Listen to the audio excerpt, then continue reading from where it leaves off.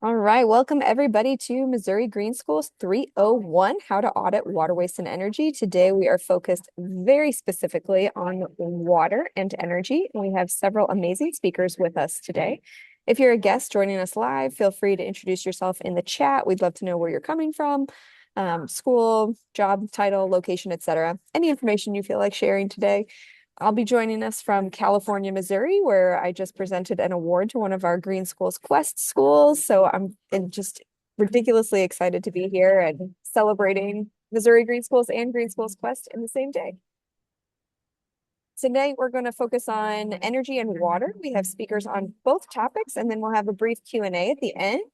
If you're watching the recording, feel free to send me questions that you have for our speakers, and I'll make sure that we get those over to you. Our speakers come from 5 different schools today. We have folks who have been part of Missouri Green Schools and the Green Schools Quest, and we even have some Green Ribbon folks in the room. So we're really excited to hear from Susan, Lindsay, Stephanie, Amanda, and Jean today. Very briefly, I want to mention just kind of some energy audit and reduction strategies that have been really important to a lot of our schools for several years now. We do have free access. Everyone has free access to the Energy Star Portfolio Manager, which takes you through an entire list of just understanding how to audit the energy in your building. And Susan's going to touch on that quite a bit from her time at Forsyth. But basically, the Star Portfolio Manager just gives you a really simple way to track your energy bills and see if any of your sustainability initiatives are working, not working, or sort of working and need tweaks. Most of your public schools already have this. Some private schools do this. A lot of charter schools also use this because it's a free tool, and it really allows facility managers to track all of their water waste and energy. So make sure you check with your facilities team before you start your own account, but feel free to start yours as well. A couple of energy conservation strategies that are up here on the screen. I just want to very briefly mention these again. There is an entire energy presentation that was given by Chris Ruth, who's part of Integrated Facility Services. He's an expert in automation for buildings and an expert in energy conservation strategies. So this is just a very brief reminder of that presentation that will also be linked in our follow-up email. But basically, we're looking at some really basic things to alter your energy usage in your school, including behavior changes like turning the lights off. It can be that simple. And a lot of schools think that, oh, energy means solar panels, and it really doesn't. I mean, it can if you want to go that route, but it does not have to be expensive, and it does not even have to be difficult. Some of our schools have simply upgraded to LED lighting, which does cost money. However, it doesn't cost that much money in the grand scheme of facilities management, and it does save an enormous amount of energy, almost 75% less energy, in fact. Also, installing occupancy sensors is one of the easiest ways to just make sure the lights get turned off at the end of the day. Some more expensive opportunities are things like HVAC monitoring and HVAC optimization. That's something that maybe a classroom teacher doesn't have a ton of control over. Although I will tell you that we have had schools who have monitored their energy and then appealed to their school board and said, looks like our HVAC system is incredibly old and outdated. And then suddenly the next year they had a new HVAC system thanks to the students and their extremely persuasive arguments and annoyance/persistence to the school board. So all that to say that sometimes your school board that says they have no money can find some money in there. There's a couple of other ideas listed, but the full presentation from Chris has a much, much more in-depth. This presentation tonight is really focused on school strategies that we know have already worked. So we'll leave the discussion to Susan to talk about her example at Forsyth specifically. There is a resource share with all updated links. So you'll get this emailed to you so that you can click on all of these pink hyperlinks. And each one will take you to a different idea source on energy consumption and how to reduce that throughout your school building. So we've got 2 pages. The first one is generic and very national resources. The second page is specific to Missouri and specific to some of our larger utility companies like Ameren, Inspire, Kansas City is included, as well as Springfield. All right, I'm going to toss it over to Susan, who is from Forsyth School. Susan's going to discuss a lot of her projects that have taken place over several years. So don't be intimidated. This has been a long time in the works. But Susan, thanks for being here, and please go ahead and introduce yourself and your school. Okay, great. Thank you, Deborah. I'm Susan Zara. I teach primarily sixth grade math, but I work on our green team with other teachers, with students, with parents.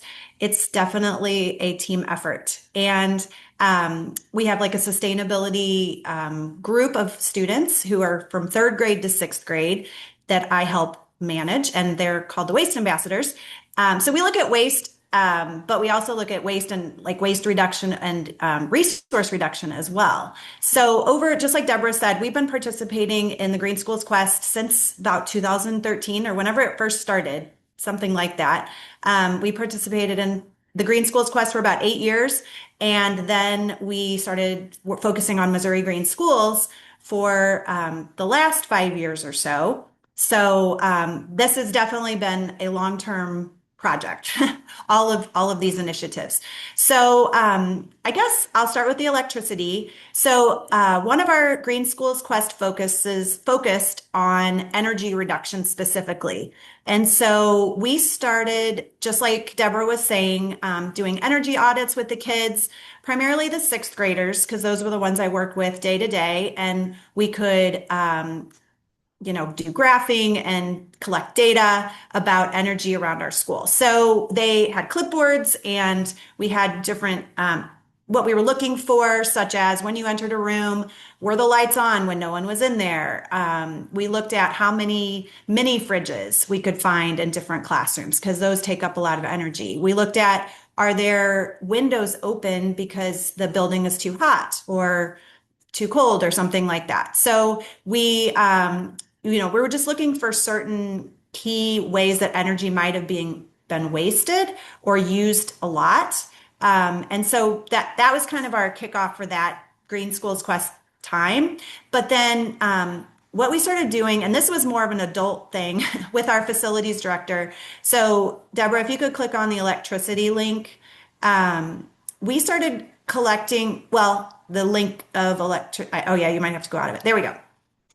So we started collecting data for our school so it was 21, 22, 22, 23, and so on. And we started in April. I know that sounds kind of weird, but it was simply because that's sort of the cycle that we decided to start with because Green Schools Quest ended in March. We had to turn in our report. So then we decided, okay, we're going to start in April and then follow for 12 months, 12 months, 12 months. So that's why it goes like April to March. But we have 6 different buildings on our campus. And Deborah, if you can like move around the spreadsheet. So there are different houses on our campus. We have 6 different houses. The graphs are not updated, I'm sorry to say. If we stick with the spreadsheet, that would be better information. But so each house we looked at, and we were really trying to focus on reduction, right? We were looking at over a period of time. And so if you go all the way to the very bottom, we also have a section for solar, which I'll talk about in a minute. But what we were really looking at was our totals. And so our kilowatt hour usage. So we were seeing our kind of maximum was 22, 23. And then ever since then, we've been trying to continue to keep going down. And so this has been a really concerted effort among the facilities director and myself and the school as a whole about how can we reduce our electricity. And the kids, one of the initiatives was they made little signs that they put on every single light switch around our school that says, please turn out the lights. And, whether that really helps or not, it's hard to tell. But we do have some sensors, like Deborah mentioned, in our new renovations, places in our buildings that have been renovated. But we have these old houses. They're over 100 years old. And so it's been a challenge to make them as energy efficient as possible. When there's a new HVAC system that goes in, we try to get one that's more efficient than the one before. So now, Deborah, if you could go out. So this was really just a handmade spreadsheet that we decided was the best system for our school. We tried using Energy Star Portfolio, but it seemed really tedious. to me because we have 6 different buildings and 6 different meters. So we just decided to create our own Google spreadsheet, and that seemed like the simplest way to track our data. And I got to know a lot about electricity bills. And boy, they could be really complicated in looking at kilowatt hours and all these different details and the prices and all that. So then let's click on the solar one, if you don't mind. So we do actually have solar panels, and we tried to do a cost analysis. So we got our solar panels actually back in 2012. And on the electricity bill that I was talking about from Ameren, they actually have an area where you can see if we use less energy at a period of time than our solar panels are generating, then we can actually get a credit because our energy goes out to the grid.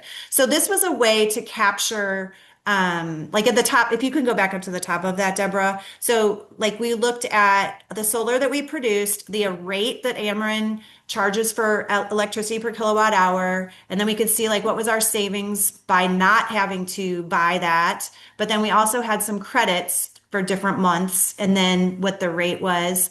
So then the savings, and then so basically we were looking month by month at like how much were we saving. And so then if you go down a little bit more at the bottom again, so we pay our solar panels are on a lease, and so we've had them there. It's a 20-year lease, so we've had them about 14 years now. And you could estimate that like since we got them to July, that's when I did the actual cost analysis. Before it was about $10,000, and then the lease is about $5,600 per month. So we were looking at how much would we be able to save over time. And our electricity, our solar's been pretty good. It hasn't like diminished the amount that we're producing too much. So it's been a good thing for our school that we're saving money, we're saving energy, we're not putting coal burning into the atmosphere. So it's kind of a win-win-win. Okay, then if we go back to that original one. Okay, so then I'll also quickly talk about water. And I know that the other teachers here are going to talk more about that. But again, we were looking to another Green Schools Quest project was about water reduction and water education. And so we did a lot with the students around again, saving water, don't leave the faucets on too long when you brush your teeth, all these kinds of things. And then at the end of the year, we actually had 2 rain barrels that were installed at our school as sort of a culminating event. But at that time was when we really started looking at our water bills. And so if Deborah, you could click on that. Again, it's kind of a homemade spreadsheet that we had a Green Schools Quest mentor. And so the water bills come out quarterly. So we started actually tracking this back in May 2015. And so we can look at our water over time quarterly. And we were noticing patterns, if you go all the way to the bottom, that like the buildings that have irrigation were definitely using the most water. And so we were looking at it, by year. So if you scroll back up again, it's kind of towards the top, like the total for those 4 quarters. And then we were at 2,600, and then it was going down, and then it was around COVID, and then it was lower because no one was at our school because we weren't here. But it was the biggest thing about this tool is that the facilities director and I can look at it and say, why is this building's water so high? This looks unusual. And one time we actually did find in a building that there was a leak that we didn't know about. So doing this kind of tracking can help, in a lot of different ways. But it also brought awareness for the students of just, paying attention. Don't leave the water on. We have a lot of water refills, bottle refillers at our school, which is a good thing because we're not putting plastic into, we're not using plastic bottles, but it also, kids like to drink a lot of water too. So we drink a lot of water at our school. But okay, so that's just another sort of homemade spreadsheet that we used when we were doing our auditing. And then I know this isn't about waste, but I just wanted to touch on it for 1 second. We do compost at our school as well, and we use a group called Total Organics Recycling. So if you go to the next slide, Deborah, they have this really nice reporting system where they show graphs that I think are kind of fun. They're like these bubbles that you can see how big they are depending on how much you're composting. And so, again, this is something that the kids are very aware of, and our waste ambassador group, this is where they really come into play too, is sort of being trained on how to sort our waste. So we have 3 containers everywhere in our cafeteria and our outside area where kids eat often outside when the weather's nice. And we use all compostable trays, compostable utensils, paper towels. So you can see that we started in 2018. That was our pilot year. And then this was another Green Schools Quest project to reduce our waste. And so then in 2019, it went up. 2020 was smaller. We actually had to stop it during COVID for a few years during, that time. And then we went back to it again in 2022, 2023, 2024 was kind of like our maximum, it looks like. And then 2025, it was down a little bit, which we were kind of like, okay, that's cool because maybe there isn't as much food waste. Because we were also that year really focusing on less food waste and really communicating with our school cafeteria as far as what kinds of hot lunches we were getting. Were there, the kids did sort of a mini audit of what do you like in the hot lunch? What do you not like? Can we get this changed? So that kids hopefully weren't throwing as much food away. So anyway, I just wanted to show like another way this one's the easiest one to benchmark because I don't have to do it. Where the other two, I'm the one primarily who goes in and puts in the data for the water and puts in the data for the electricity. So then I think the next 2 slides are just some of our general ways that we were focusing on energy reduction. There's a graph of our solar panels. Oh, this is kind of a funny story. So when we got our solar panels in 2012, we do some graphing activities in math class and look at our data. And one year, so that was in, I guess, 2021, you can see that there's like a little gap in the solar panel that it's like there's nothing there. There's no energy being produced. And I'll never forget these 2 students, and we were doing all different kinds of analysis. Some people were looking at water, some people were looking at energy, some people were looking at solar. And the 2 solar kids were like, Mrs. Zara, there's no solar being produced at our school right now. Like, what's going on with that? And I was like, wait, what? So I went and we went to the website, and sure enough, there was no solar being produced. So I called Michael Mitchell, our facilities director, right away, and I was like, so what's going on with our solar panels? And he checked into it. Well, as it turns out, the meter, we were getting a new meter that Ameren was putting a new meter onto one of our buildings. And so they had to shut off the solar as to not electrocute anyone. And so after the meter was replaced, no one turned the solar meter back on or the solar panels back on. And so it was just a matter of like, okay, let's flip the switch back on again. So there were a few months when we actually the solar panels were producing energy, but it wasn't being used. So that was kind of a shame. But the fun part is that actually the kids were the ones who discovered it when we were doing this analysis. So kid power, that was awesome. And then again, these are just some of the ways that we're trying. Oh, thermostat control is a big one too. Our facilities director, he's like, I have to take control of this. People are messing with the buttons too much. And so he has everything now on his phone. It's an app. And so he can monitor it. If you want something changed in your building, you need to contact him. So that has helped a lot with controlling our energy. And then the next slide is the water one. Again, back a while ago, Green Schools Quest. We also installed these, they're called rain birds. They're sensors that you can tell how much it's rained. So therefore, if it's rained, you don't have to turn on your sprinklers. Like it's a whole connection because since we determined that the irrigation systems were one of our primary water wasting, but anyway, users, that if it rained, we don't need our sprinklers to go on. So we invested in these rain bird sensors. Then the rain barrels, monitoring for leaks, and so on. And we do have a lot of native plants around our school. That's a big emphasis. There's a program called Earth-Based Wisdom we do with the 6th graders, and we plant native plants at Forest Park and also on our own campus. And so native plants, of course, don't require quite as much water as ones that aren't from here. And we have permeable pavement in our parking lot, which allows the water to absorb rather than run off. And that's my spiel. Does anybody here have a question? Susan, we did have one question that was sent ahead of time, Yes. specifically about understanding the energy bill. And you mentioned that you alluded to how challenging it was, like your electricity bill can look very complex. Yes. What was kind of your method? They want to know how did you approach it to learn what to even do with an electricity bill in order to know how to track properly. I actually called Ameren. Nice. And so I got to talk to a customer service representative, and I literally was like, okay, can you please explain every single thing on this bill to me? And so that was very helpful, especially because the solar component was different. So there's only one building.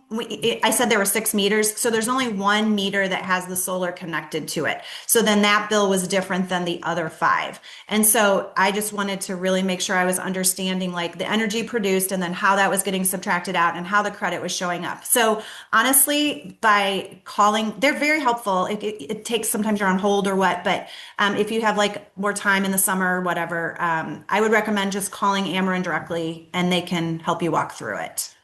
Excellent. Thank you so much. I Sure. also want to make a note that your solar savings was 22,000. Just for context, when I was a principal, my entire school budget was 27,000. So the idea that the savings was 22, I mean, a lot of schools are operating on shoestring budgets. And so to save that much money across your several buildings, that could double somebody's school budget immediately. So this is not just, oh, we love the planet. I mean, we do, but this is also an actual financial argument for your school board and for your board of directors and for your principal and your facilities team to say, actually, yes, we care about the planet, but we also care a lot about field trips and pencils and being able to pay our salaries. So we could easily, find savings through really basic strategies. So thank Right. you. Yeah. And to be fair, that wasn't just for 1 year. That was like over a course of years, but still, it's Yes. definitely a savings that you can see over time. And sometimes that's hard because people are like, I want to see a big savings right now. But if you can just those baby steps, like every little bit counts. Yes, absolutely. Okay, well, will let Susan go. Susan has another obligation. So, Susan, I'm going to email you the other questions that I have a couple that were already sent to me, and we had a couple in the chat. So I will email those to you, and then we'll get those answers to the team. But thank you, Perfect. Susan, for being here. I Okay. appreciate it. Thank you. Thank you so much. All right. So for water, specifically, there is again a full presentation just on water. So I just want to kind of call attention to that. But in schools specifically, we are looking at a lot of water usage because there are so many occupants during the school day. But this lovely little graphic just kind of breaks down, where are the biggest water uses coming from. And it's really interesting to me that cooling and heating is often, the bad guy of pretty much all sustainability issues.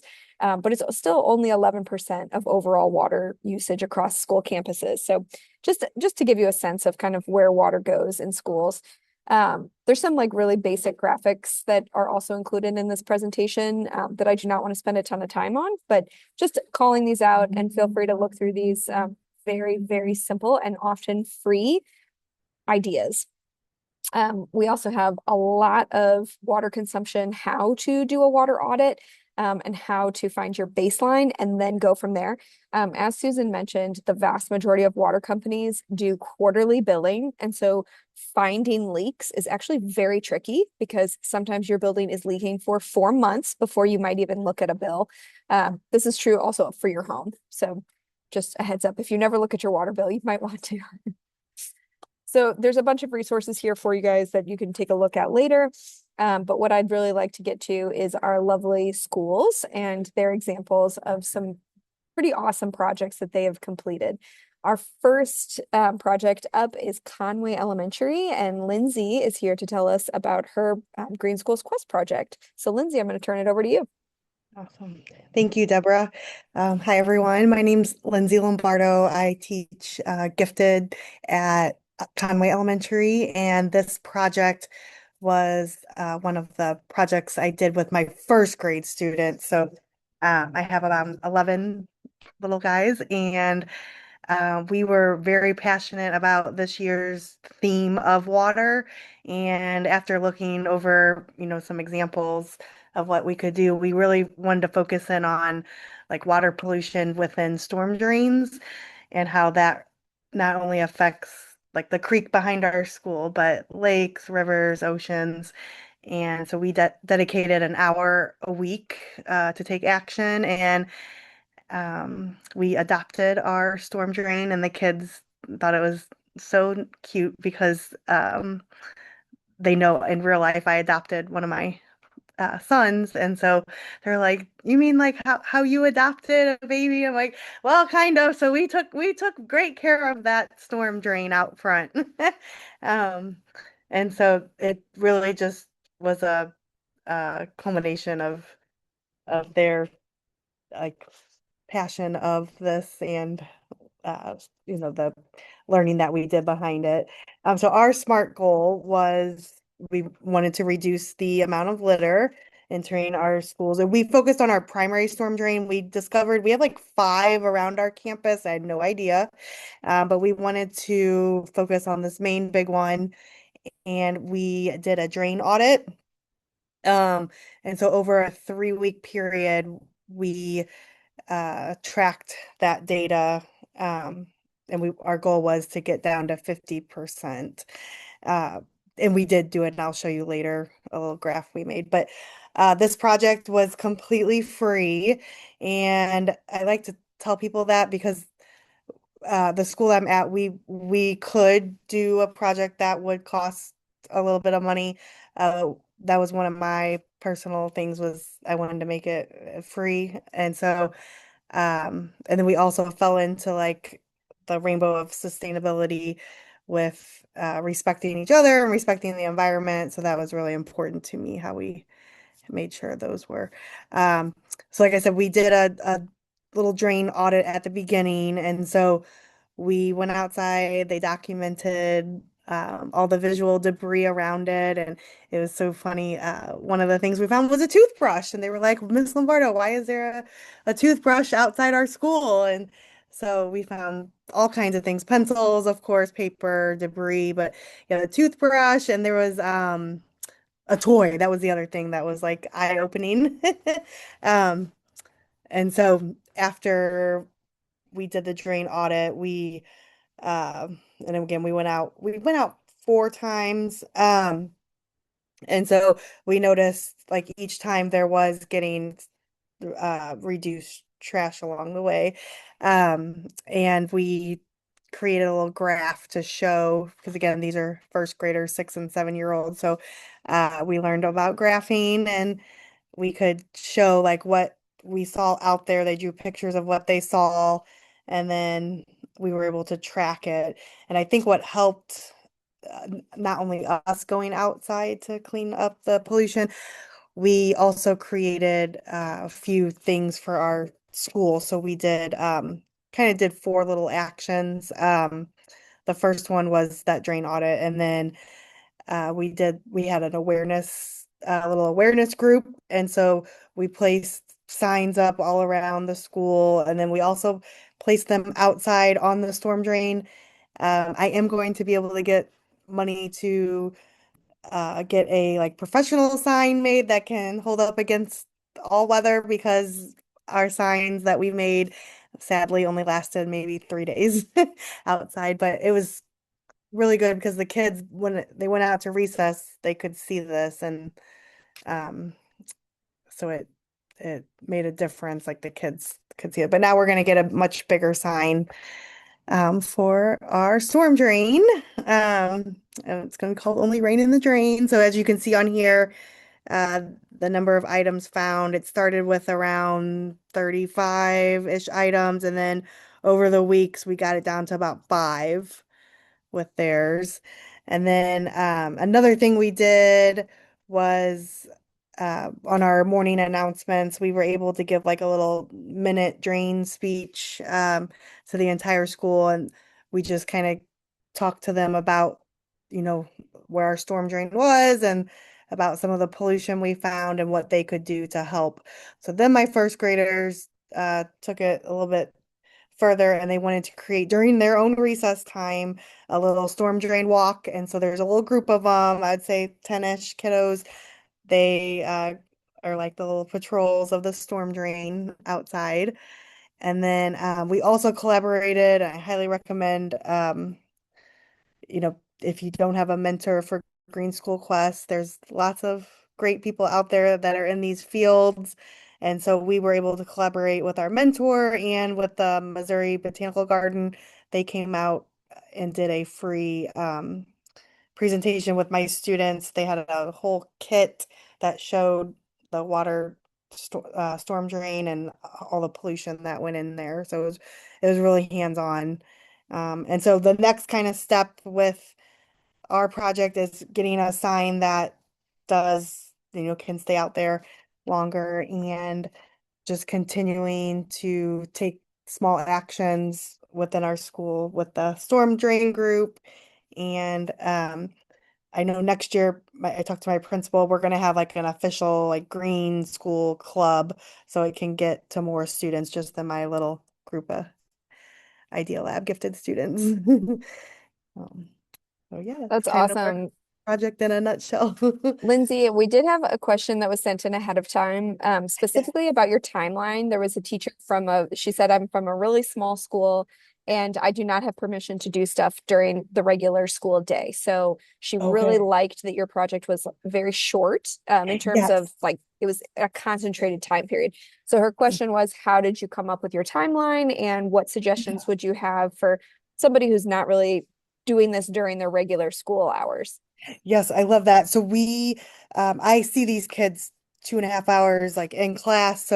And I couldn't take the whole time either, with the other curriculum. And so my recommendation would be just if you have an hour a week after school or before school and the timeline, I didn't want to drag it out too long. And I feel like we still could make a big impact, even though, we did only spend a, an hour a week over those 4 weeks. So that'd be my recommendation, just to maybe find some time before or after school, even if it's a half an hour, and that way you can still make an impact.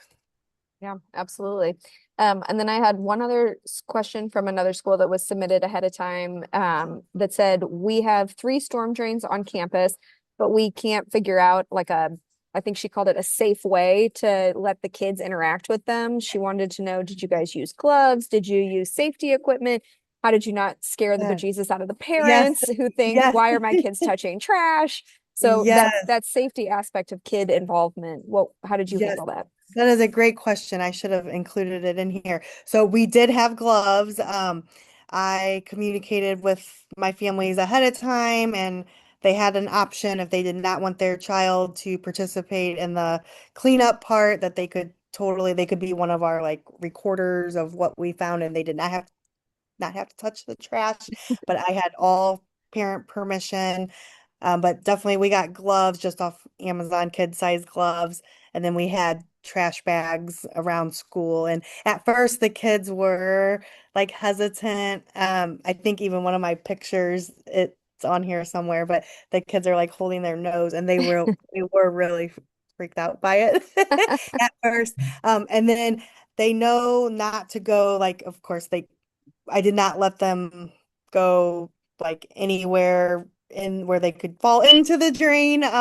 We just had like I put some tape out, and they like some just duct tape, and they um could still like pick up trash but without having that risk of getting hurt. Excellent. And so I sent parents just like a little permission form for safety. Easy peasy. I love it. That's Yeah, awesome. yeah. Yeah, Well, I great know question. Lindsay also has dismissal duty that she has got to jet off to. So thank you for being here in your 10 minutes of free time. I really appreciate it. Yes, no, And thank you for uh, having me, and I love seeing everyone's projects on here. So absolutely. I'm going to awesome. email you some other questions that were already Perfect. put in. So just a heads up there, and I'll send Yeah, those out to the group, to the recorded group. So awesome. thank Thank you you. I got so a much, couple of Lindsay. minutes, but if you see me pop off, that's why. Okay. We will not be offended. Thank you. All right, next up we have Stephanie from Tillman Elementary in the Kirkwood School District. Stephanie, come on off mute and let us know what your project was with your Hi. watershed. Yeah, can you guys hear me okay? Yes, you're good. Yeah, and dismissal is going on right outside the door, so if you No hear problem. anything extra. So we decided on our Green Schools Quest this year to focus on our watershed, our community watershed. And then So what we really did is I really wanted to do the education part first, because if we send them out without the education piece, there's something missing there. Hang on a second. Now time for 3, 4, and 5 family zone. Have a great day. And so just like Lindsay, I tried to find as many free resources as I could. And pretty much this was all done for free and with a little bit of detective work on where to find these things. So the first thing we did, of course, was we started with what we knew. We got an Enviroscape. And so we really got our hands down. You can see those kids down there. They absolutely loved it. They were so curious about it and very aware. And then on the upper picture, the Enviroscope actually provides a watershed map. So it was really fun to see, like you can see the different colors. Those are all different watersheds in the St. Louis area. And then I went a little further. I wanted to really look at Kirkwood's watershed. And then so I discovered this map. This is courtesy of DNR, and you have access to this. This is public records. You just got to find your resource. So I went on here and that little black box, I found Tillman.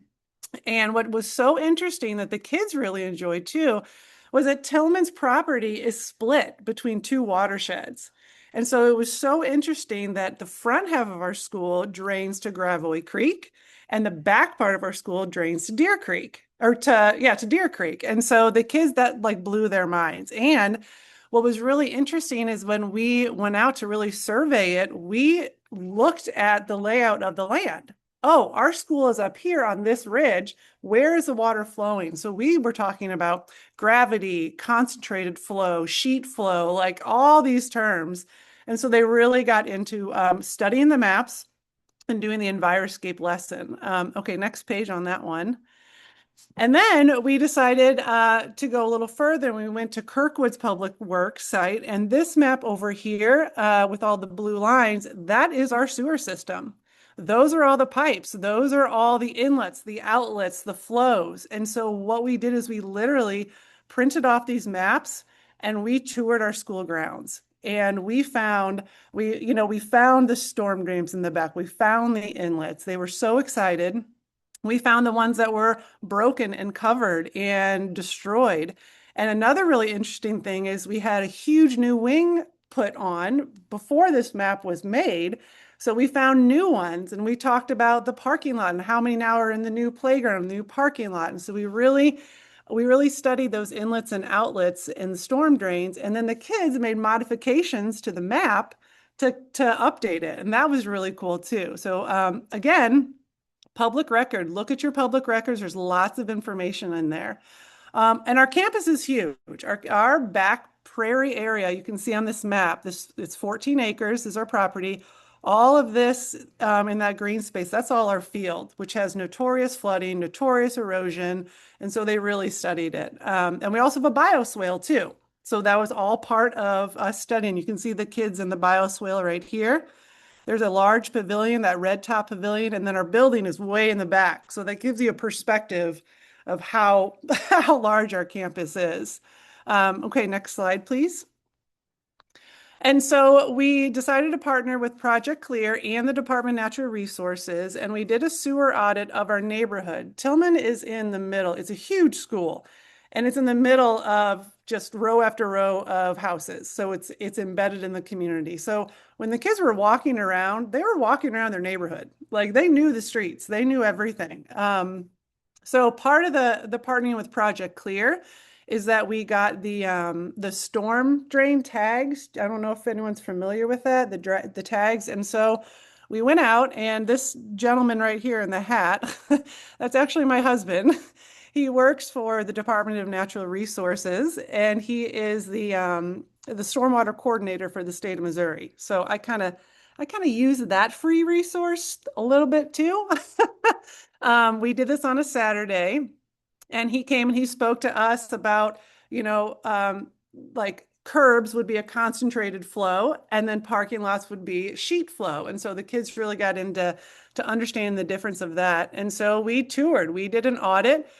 These girls up in the corner, everybody had a job. We either had safety patrol, data collectors, taggers, and everybody switched. They could all have their hand in something else. And so we toured the neighborhood and we saw where some of the ones were destroyed. We picked up trash. We labeled the storm drains. And then it was just a very eye-opening experience for them to get into their community and be like, holy cow, this is not right. Or this little boy down here, look at that storm drain. It's completely shattered. So they were noticing, well, now the asphalt's going to go in, and where's the asphalt going to go? And so a lot of connections, that rainbow sustainability, interconnectedness, systems thinking, like that was all in play here, all in play. Okay, next slide, please. And then we have this beautiful little nugget in our school that when the new wing was built, it closed this courtyard. And so this courtyard is now isolated. And over the years, I have been working to turn it over into an outdoor classroom. And wow, it is really fun. It is really fun now. So inside the courtyard, we have native plantings, rain barrels, raised vegetable beds, chickens, outdoor instruments, composting, sensory areas, worm bins. We got it all. But if you see these two kind of gross pictures, we still have work to do. And now we can really look at this erosion problem that we have, and we are looking at the flow, and the kids are noticing where the mulch is going.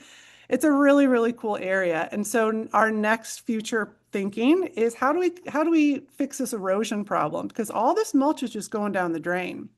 And so you'll see this rain barrel, and a few Saturdays ago, we established a native rain garden. And so this overflow, you see that black pipe coming out of the rain barrel, that overflow was pushing all of this mulch and everything into the drain. And so we put some logs there, mulch, and that's spiderwort, native rain garden plants, and this other little succulent bed too. And it not only does it turn our campus beautiful, but it solves a problem. And the kids see it and they get really excited that they participated in it. So we're probably going to still be working on water because we do have these active issues that we want to solve. But it was great. The kids got into it. We used all of our free resources. I used my personal resources, and yeah, it's something that we're going to continue to do. Oh, and we also gave out education that Project Clear gave us. We had the gloves. We had all the safety precautions too. Yeah. So, anyways, it was a success. They had a great time this year. That's all I got. I think you might be the first person whose actual spouse was one of the expert speakers. So congrats to your husband for that. That's awesome. And Yeah. good work using your resources. Yeah. They're available. A couple of questions that were sent in ahead of time for you specifically. The native plant garden, how did you choose which types of plants and how did you fund it? Where did they come from? Okay, so a couple of different things. One of my passions is native gardening. So I have a large amount of native gardens that are overgrown. And so I transplanted a lot, split and transplanted. But you also have to look at what's your soil like in that area. You know, there's our rain-loving plants or our dry plants, so you could do your research.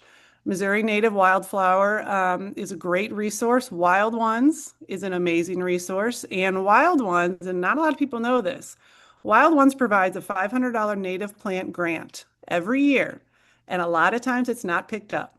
So apply for that. Yes. Because they bought all of our natives, paid for it, and yeah, it was great. So that's one amazing. resource. Oh my gosh, I Yeah. love it. Yeah. And then the other question that was sent in earlier was, this was a very local project, meaning your school is literally in the neighborhood in which the students live. And the person who sent in the question said, we have a very similar situation of my school is in a neighborhood. And the question was, how did you get neighborhood buy-in for what you were doing? Did you educate your neighbors who were not parents, or did you just kind of go and do it? Well, a little bit of both. We went and did it. The kids know the neighborhood, the neighbors know the kids. So seeing them walk around, that was, and once we told the neighbors what we were doing, they were like, oh my gosh. And then what was the other part? The buy-in. I forgot what the other part was. Mostly just how did you approach That's right. jumping in? Right. And then our next step is we are going to be making these refrigerator magnet reminders that will be delivered to all the neighborhood schools. That's so cool. That's the next step that we didn't get to during the deadline. That's really cool. I love that. All right. Well, thank you, Stephanie. We're going to probably come back to you at the end for our Q&A. Sure. But those were our two earlier sent in. Next up, we have Amanda from John Thomas School of Discovery in Nixa, Missouri. Amanda, welcome. And it looks like you have a guest speaker with you. I do. Yes, this is Stella. She's one of our sixth graders. So I'm Amanda Finley. I teach fifth grade at JTSD, or John Thomas School of Discovery. We're a K-6 public school with a STEM focus. We have a lot going on in our building, and I feel like sometimes we don't do our best with it because we have so many special projects. We have 9 hydroponic towers in a very large greenhouse. We have raised garden beds. We have chickens. We have a farmer's market. Am I missing anything? Now we have rain barrels. We have rain barrels after this year. That's the garden. Yeah, so we have a lot going on. But a few years ago, it was actually Stella's babies, our eco club. So we started that a couple years ago, and it's kind of been a hodgepodge of things. We've really tried to narrow it down and have focus, especially this year. So we went ahead and tied it with our Green Schools Quest this year. That project, which was reducing our water usage around our school. We had that club meets one day a week after school, and we split that club into 2 subgroups. So we had one small group working on the education side of things, and then another group working on figuring out the rain barrel systems, doing the research and the groundwork for that. With us having chickens and gardens, we knew that water is a big resource for us here. So our education group, they created a skit, created a video that will be sent out to teachers to show kids, or we're going to show it in an assembly probably. We also made signs to put up by all of our water fountains, by all of our sink faucets, bathrooms, workrooms. The kids just really took it on to try to do the education side of things. I did link in there our utility tracker. It is definitely not developed as Forsyth's, but it is what we are starting with this year. We are trying to track our energy, but we're also tracking our water. Like I said, we like to have our hands in probably too many things. But if you'll go on to the next slide, so we did some educating. These are the example signs that our kiddos came up with. The 4 ways to save water when those are by all of our water fountains. It's a way to spark conversation amongst the kids. Our club is a mix of 3rd through 6th grade students. So they are out, in their classes every day and able to talk and have conversations around those signs and water. And then the other one, they counted 50 sinks in our building, and they were able to print these out, laminate them, and get them hung up around the building. And they've lasted pretty well. I think they're all still up. Lots of my friends said that they noticed them and started doing it. Good. That's awesome. So we had the education side, and then we had our planning team. We were able to secure the rain barrels as a donation from our city. We're in Nixa, Missouri. We're just south of Springfield, so southwest corner of Missouri. But our city donated 4 rain barrels. So then it was just kind of up to us how we were going to use them, where we were going to put them. So we had taken a walk around the school. We decided we needed some by our upper level garden or upper gardens. And then we wanted at least to try one in our chicken yard. So they worked really hard on looking at different systems, thinking about what we needed. We needed some cinder blocks to make a base. We had a parent donate all of those brand new cinder blocks. We did make a few purchases as far as some of the parts, but they were very minor. And then, so they also, thinking through the systems, we ended up using our 3D printer. We have a few of those here at school, but we used one, that picture there on the left, the yellow cone looking piece. I think you'll see that in a later picture. But that was a filter design they had that we wanted to try to put in the top of our barrel. We did have our district maintenance team come out and install the piece in the guttering system. So we did have that partnership. our district is so supportive. I feel like anything we ask for, if we need help, we put the work order in and they were here within a day or two.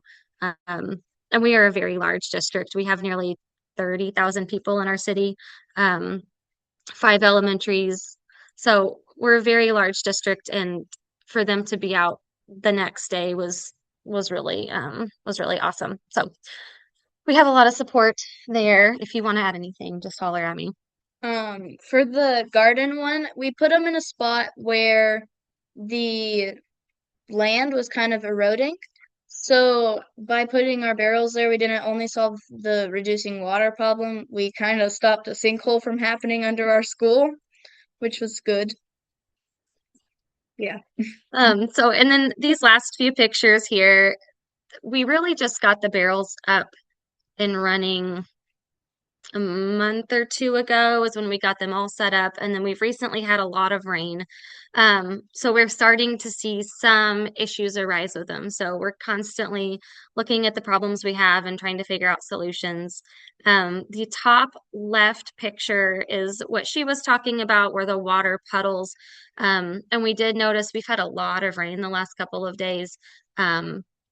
And we're seeing some backup issues and some flooding issues. So that's something that we'll continue to work through.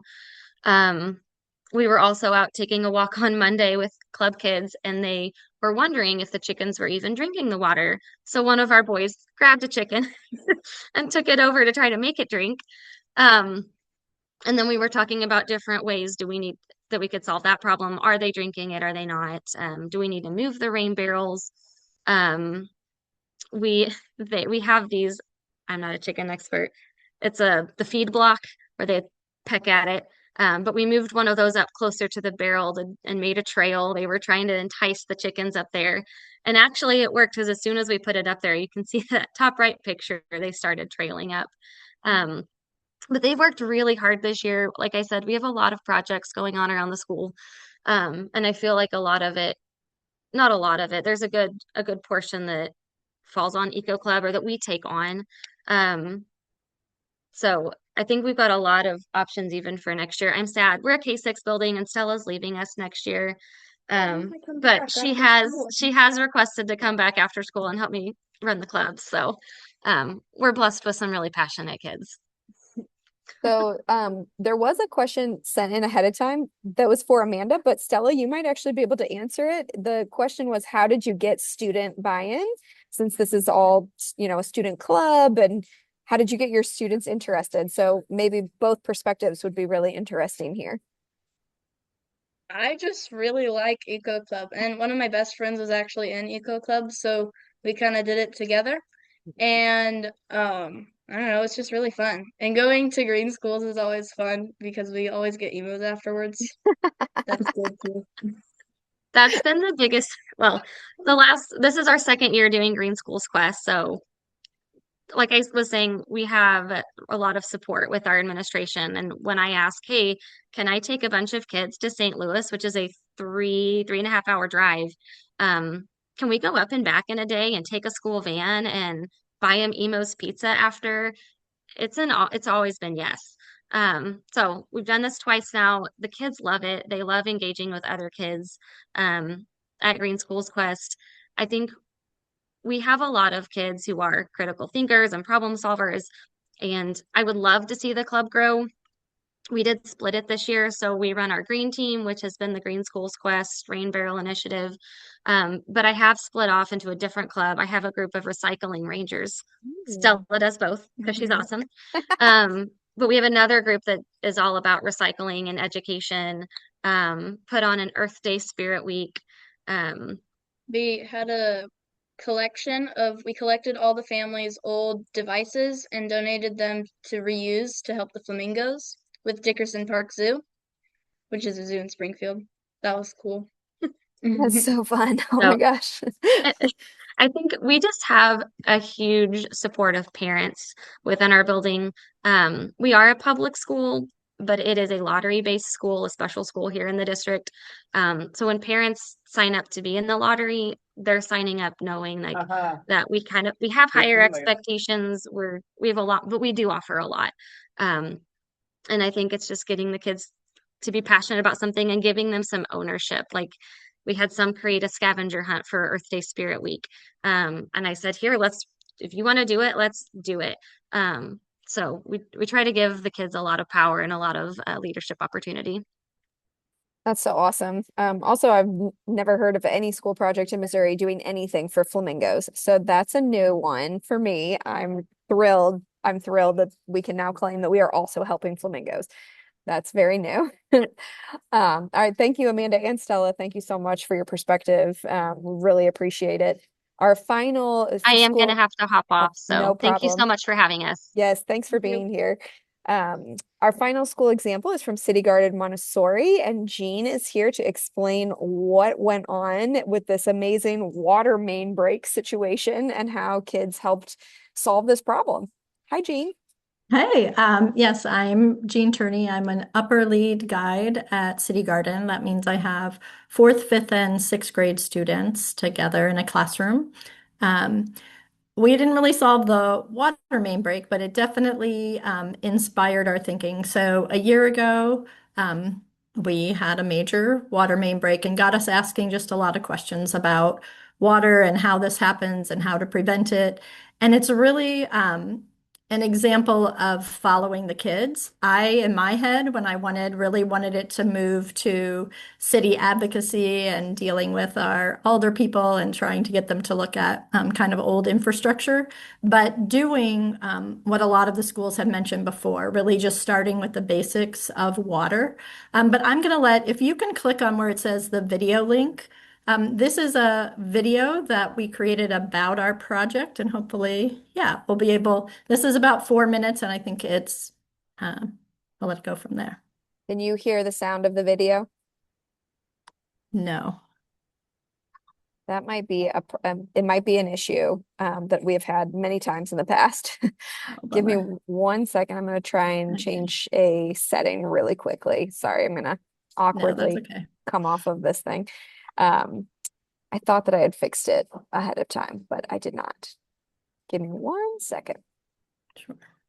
Sorry, Jean. It's really No, it's gonna mess it all absolutely. up. Absolutely okay. Okay, let me know if you hear the video.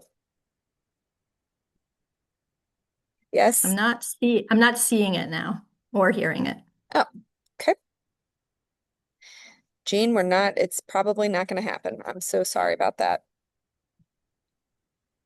Okay, well, hopefully when the slides come through, you can see it. So I did go ahead and put on, I'll kind of talk through just through oh, there she is. Okay. But anyway, when you get the slides, you should be able to click that video link and it takes you to a video through Vimeo. But the initial inspiration did come, which I like to kind of embed our projects in something that the kids have a real experience with. So we had a lot of questions around the water main break. It definitely interrupted our learning. We lost a few days of school. We had to go virtual for a few days. My classroom got hit pretty bad, and we had to set up an alternative classroom in the gym, which we then shared with another classroom. So we learned a lot about that. Yeah, you can go ahead to the next one. So it really got us thinking about where does our water come from? And like many schools had mentioned before, we did a lot of work around watersheds, but also the mapping. So as we saw before, I really go very analog for my kids in terms of we look at those bigger maps that we can find online, but I really love for them to have to do the hands-on work of creating their own map. So they created a map of our neighborhood, and I'm not sure in the video you'll be able to see where we then did an overlay where they mapped out kind of the sewer pipes and the entries and able to compare that. We did a lot of work with the watersheds. I have to say I'm not good about knowing what's on my next slides, but I'll let you go ahead. Lots, like many people, there's so many great water resources. So Project Wet, if you're not familiar with that, has amazing resources. The Journey of the Water Molecule was one of them. You can go to the next slide. These are so kind of scrambled up. But one of the things after we did really kind of a look at watershed in the sense of like, and using the Enviroscape. The kids talked a lot about just being like how everything ends up in the water. So what's the minimal thing we can do in terms of like trash collection? And we did invest in some grabbers and the gloves to be able to make that. But this became the data that we collected. So as we were doing it, we were keeping data not only on the types of things, were we collecting more plastics or papers or aluminums, things, but then we also kept track of the locations where we did it. Let's see what's on the next page. So we did a lot of graphing. Again, I really like them, just really doing big, bold. This particular graph got really big for the students who were working on this because they just kept taping more paper to it as our charts got up. But one of the things that they observed in their data was that most of the trash was being found along our roadways. And so they then kind of took that to like, we were like, well, why do you think that is? And their hypothesis was that people dump trash out of their cars. And so their solution was to invent car trash cans. And so here you see Zara with one of her prototypes. We did a lot of math around the circumference of holders in different cars. Is there a universal cup holder size or not? And should we create them in different things? So that was kind of a fun way, again, that they kind of took that off in a direction all of their own. And then let's see, do I have any other? And then they're back to those. So yeah, I'm bummed that you didn't see the video. The video talked about also, we were really fortunate this year that we got one of the grants through the EPA, which was helping us focus on green careers. And so because we had a number of field trips set, we also focused that on water. So we went out to we looked first at the natural systems. So we went to the confluence, we went to the Great Rivers Museum, the kids stood on top of the dam and saw just kind of the water and the issues and where it was coming from. And that was a very powerful. We went to the arch and we were able not only then kind of interviewing the people, but seeing kind of the natural systems of the water and building just kind of from giving them a lot of field experience and resources around water education, kind of seeing where they went with it. A lot of little initiatives around the schools with posters similar to things that we saw in terms of putting things on the water, inviting people to use refillable water things. But then the documentary, the film that you saw, we also partnered with a local videographer who joined us on a few of the things. One of the insights is that, which I get every time, it's like so inspirational. My kids who had gone to the Green Schools Quest the years before, like we were so inspired by hearing all these different things, and yet we don't always tell those stories. So it was like, how can we also tell the story? So the videographer actually had some cameras that the kids used, and they game fitted. She gave them little lessons on how to use the camera. She did most of the editing, but she did share with them that process, and she showed them different cuts, and then they gave feedback. We did a whole thing where she had written out the transcripts that they had done with their different interviews and how those all came together. And when you watch the video, which I really encourage you to watch, you really see, just as the kids were interviewing each other about what they got out of it, to hear it in their own words is so much more powerful than what I can go on. So bummer that we didn't get to see that, but I hope that when you get it sent individually, you're able to click on that. You might have to set up like a free thing or link your email to the Vimeo for it to go through, but it really speaks powerfully to hear it in their words. I will make sure to send out that, like when we send out this recording, I will send that out as a separate link so that folks know that they can click on that specifically. So they can see and hear the kiddos, because it is very powerful to hear students talk about their work, and it's really cool. I mean, this is very student-led, student-driven, and I think that's very important for the rest of our teachers to see what's possible, what kids can do. So I love that. One of the questions you specifically mentioned that you do like to go analog. One of the questions that somebody sent in ahead of time was, they saw that there was both technology and physical projects. And the question was really, how did you decide what made more sense to be hands-on with, and what part of the project made sense from a technology aspect? How did you decide where to go with Right. that? Yeah, I usually start with them doing everything hands-on. So, which is what I love about project-based learning, that they can't go to AI and ask because they have to go out and collect their data and then they have to put it on those charts. And seeing, like we could have given them maps, but having them redesign those maps and then later being able to show them, okay, here's also a way. But I found like in the past, kids will get really caught like, oh, I know how to make a graph using Canva or using, other things, which are great tools to have. But for my kids right now, making them do it by hand, I just feel is a deeper connection to it. And I guess personally, like one of the things I'm really struggling with is how to create lessons that they help them to develop skills that can't just be answered by AI. And so being able to have to, try, and then I just love to see them with these big works and measuring it out and solving that problem of how big does the paper even need to be? And like, oh, wait, I need more. And then taping the next piece onto it or adding, and like the mapping, they loved, like, where's my street? Where's the house? The kids who make all those different pieces. So I always start with that before we get onto a computer at all. I love that. And I really would like to be the first person to purchase the trash collecting device, whatever you guys Oh, end up okay. calling it. 'Cause Awesome. I Our car always have this cans, we call them. problem. Car can, perfect. I always have this problem when I'm driving around. So I do not throw my trash out the window, but I would love your students' inventions. That's amazing.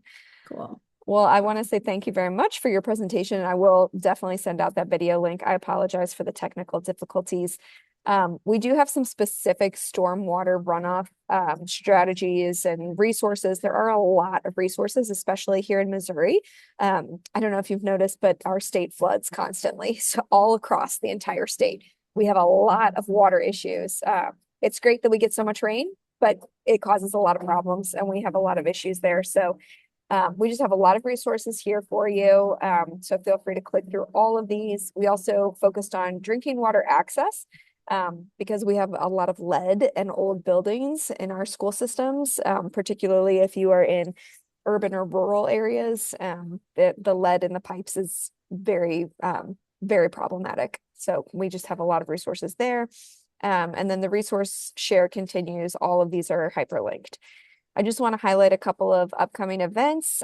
Specifically tomorrow, we have a waste deep dive with K-12 educators.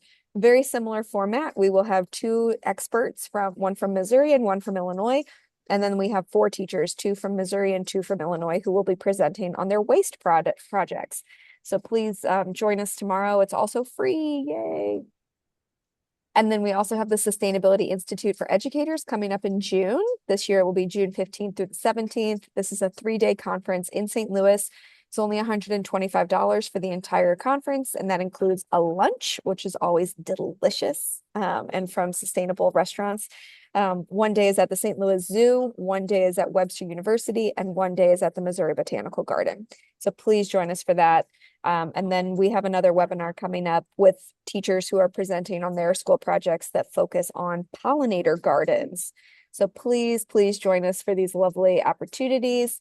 I am going to stop sharing and I will stop the recording. So if you have watched the recording and have a question, please email me and I will send it off to our amazing speakers so that we can get answers to you.